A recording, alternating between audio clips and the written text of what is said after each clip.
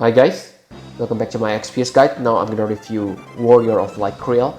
So she is a magical attacker and an evoker, so she is kind of like Morgana, but I think she is more suited to become a buffer and a mage like Neverending Hope. You will see why later, okay? But if you take a look on her magic stats, I might say this is kinda amazing because she gets 170% magic boost, okay, higher than Morgana and our top tier mage Kimonovina.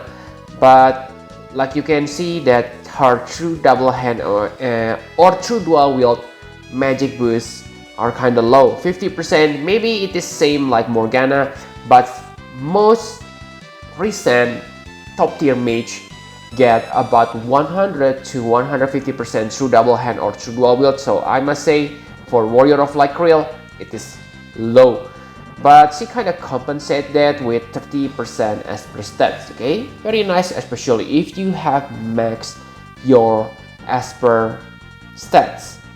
And like you can see here, one thing I don't like about her is her health, okay? Very low, only 20 to 30% boost. And if you fight on most newer trials that you know that you need to have high survivability, then with this low health boost, she can easily beat that within 1 or 2 shots, okay?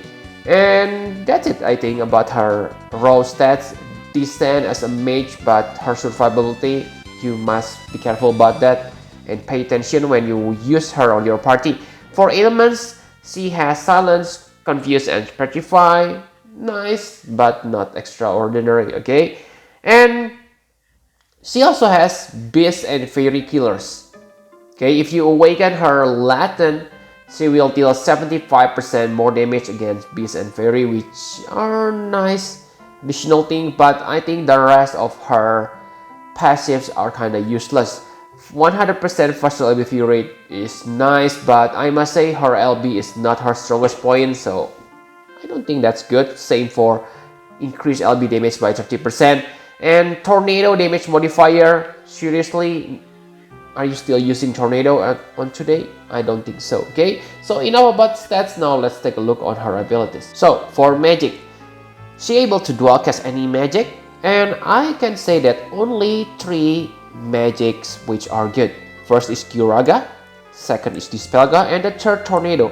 Kyuraga and Dispelga are good because they can do Dispelga trick, so you will able to help your healers to cure your party from nasty imperils or other debuffs effect. For Tornado, her Tornado is above average, but you probably won't use any Tornado, okay, so it is kind of useless. And for abilities, she is a Stardust Ray Chainer, so they changed it on the global version. And these two are the abilities that you want to use because these two deal the highest damage, okay, 20 times damage. With her passive, she deals about 21 times damage per cast, okay, very nice. But the problem is Stardust Ray is a physical chaining move, so yeah, she is better paired with physical attackers, not magical. That's one of her problem. Don't worry about the imperil because you have this, okay? You will always use this every time it is available because it unlocks your triple cast. Okay, so what I don't like about Krile is also she is a dual caster on normal situation. I wish she is a triple caster on normal and quadra caster on cooldown or LB, okay? But nice, it also provides you with Evocation Gauge, which is needed for your Evocation ability. And another nice thing about her Evocation is it's only based on her magic stats, so you don't need to worry that much about your spirit stats. But again, on today, you need to have high spirit to be able to survive from enemies' attack.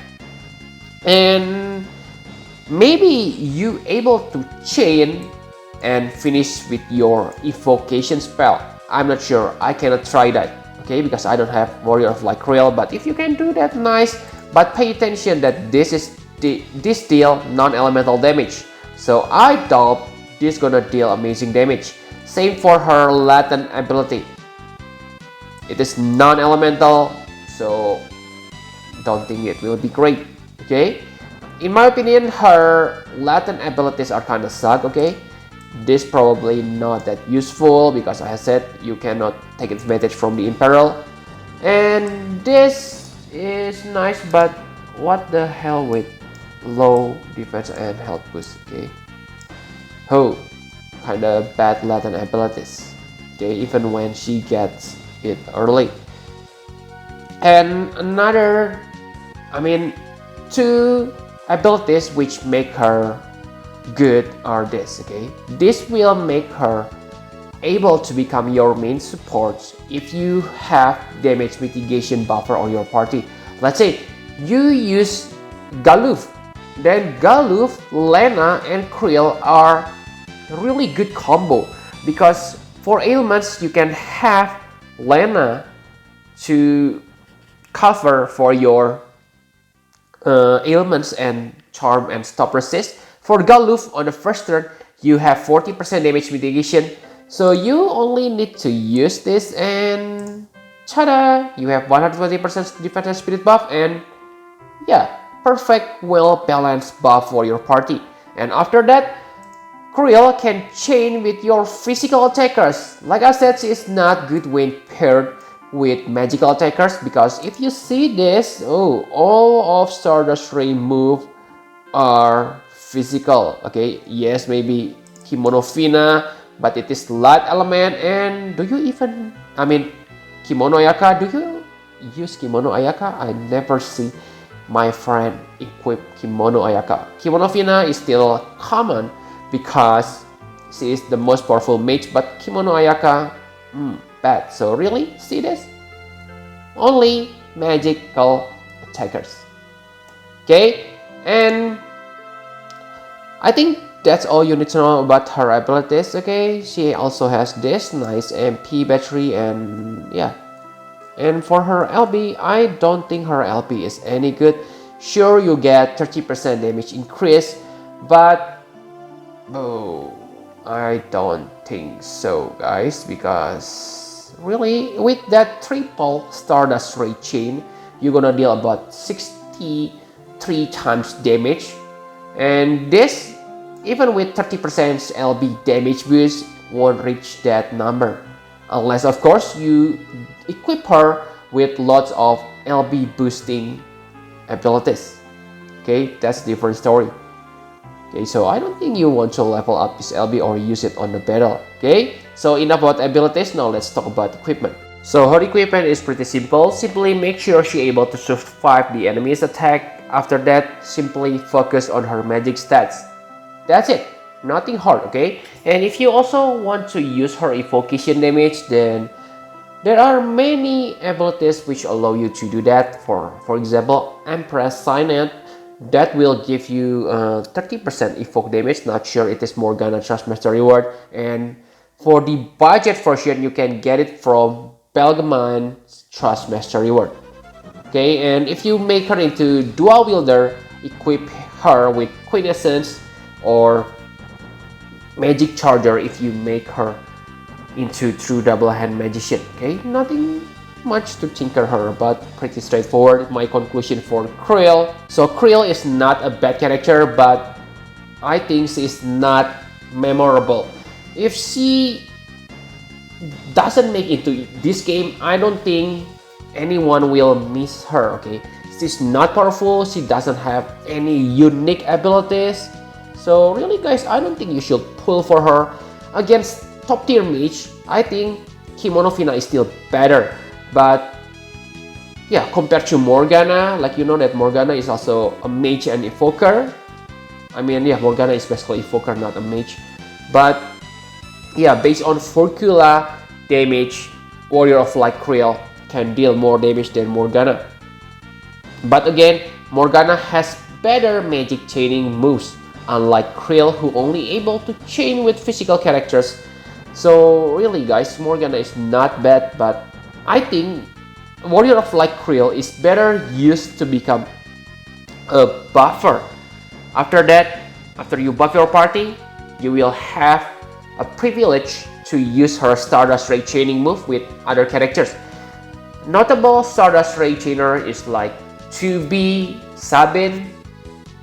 Then you can also bring Sid to finish your chaining. Okay, you can see my party recommendation on abilities section before. Okay, I think that's the only way you can use Warrior of Light Krile. Okay, see, it's not possible to become your main magic. It is possible, but it's better to use other magician. You get what I mean? Because really, I think if you want to make her into full-fledged mage, you need a copy of her. So you can chain that Stardust Ray. But again, Stardust Ray is a physical chaining moves. So it's better to use physical attackers if you love Stardust Ray, because I think right now physical attackers are simply more powerful, because physical attackers get bonus damage modifier from double handing 1.65 or chain damage modifier cap boost when you dual wield. So really guys, I think they really need to improve mages, because I think mages always lose compared to physical attackers in my opinion, unless there are two conditions. First, the enemy resists against physical attack.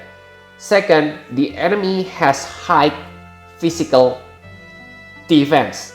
So your choice is for magical attackers. But let's say if the enemy not resist against physical, have same defense and spirit numbers, there is no reason for you to use mages. So that's really bad in my opinion. Okay, that's one of the big weakness of the game. I think they should make mages have something like increased damage modifier from dual wielding or two-handed weapon if you double hand a road, but they don't try to do that. Okay, I'm kind of confused here. Okay, so until that happen, I think mage will be always behind physical attackers. Unless the condition force you to use mage, you will be better with physical. Okay, so yep, I think that's all you need to know about Warrior of Light Krile. Thank you very much for watching. Press the like button and subscribe to my channel for more Final Fantasy Private Series guide. Bye bye guys.